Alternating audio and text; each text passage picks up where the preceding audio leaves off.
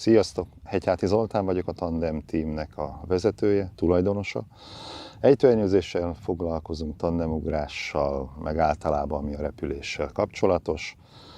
Az Ernőékkel, a Webrakétával körülbelül 10-13 éve vagyunk együtt. Tök véletlenül találtam meg őket, de általában az életben is, mind itt is szerencsés vagyok.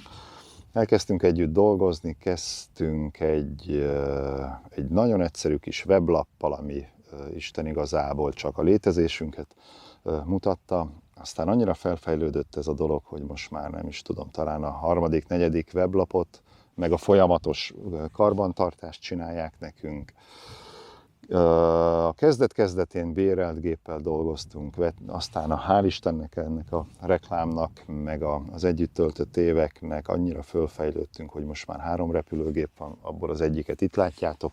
Ennél van egy kisebb, illetőleg van egy nagyobb repülőgépünk is, amit úgy gondolom, hogy 100%-ig a reklámra és a weblapunk véget tudott ez megtörténni. Köszi, srácok!